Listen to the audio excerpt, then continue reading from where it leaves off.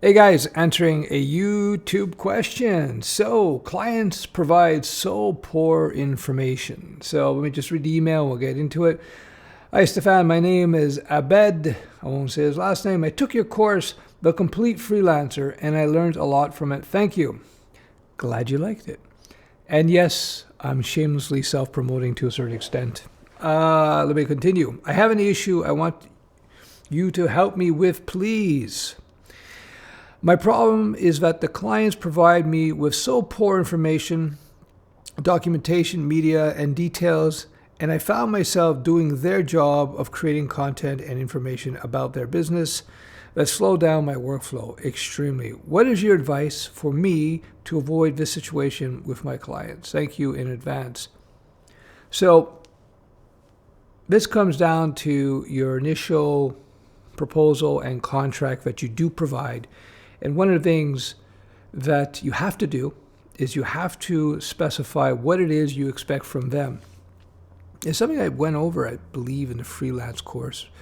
Maybe not in enough detail, I'm not sure, but there's a lot of material there. Perhaps you missed it, I don't know.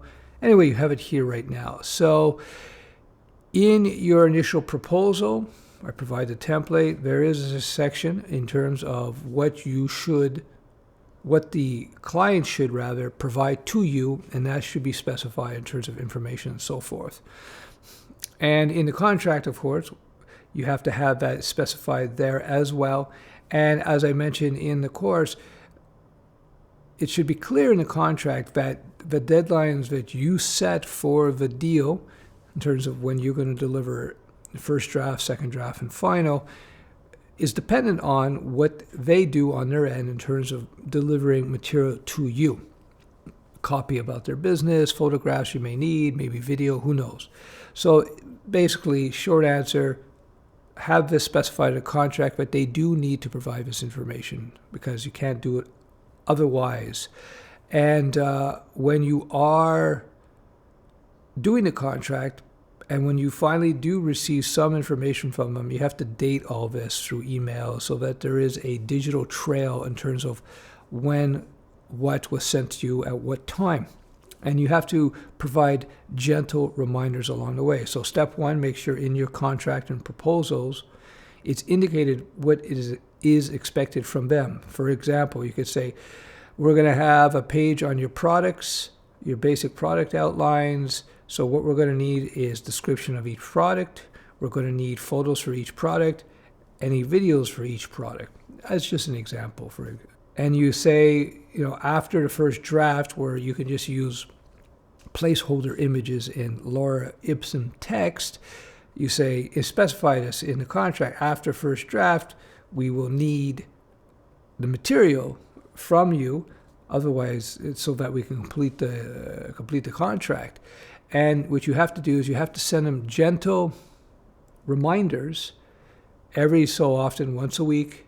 Say, hey, by the way, we're working on the layout, and we need this material from you.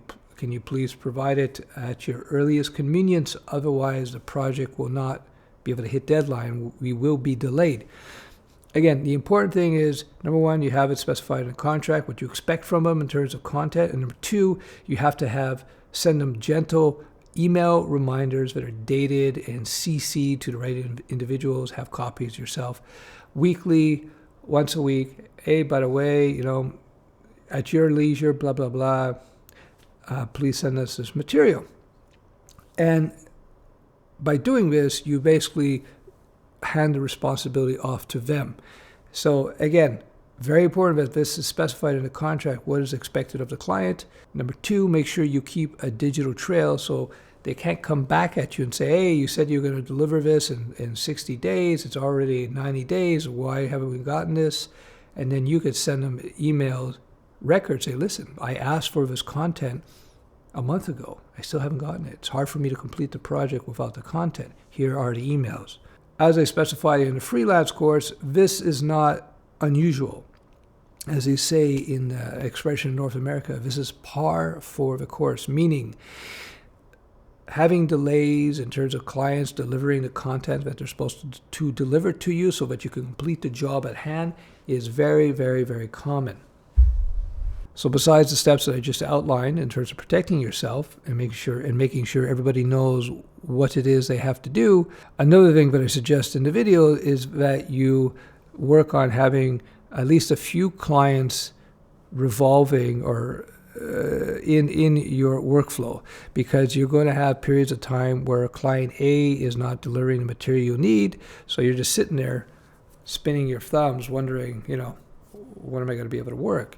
And that's why you should have multiple clients going at the same time, maybe 3-4 clients. Ideally, you don't want to overload yourself, but something like that.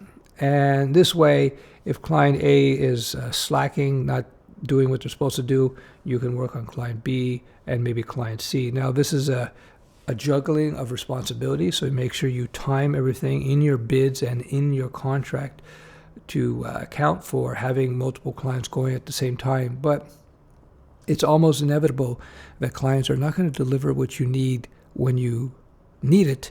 So these are the steps you should take, and this really will eliminate that frustration for you, keep the relationship better with the clients so that everybody knows where they are, because otherwise you can run into trouble. All right, I hope that helps. Bye-bye.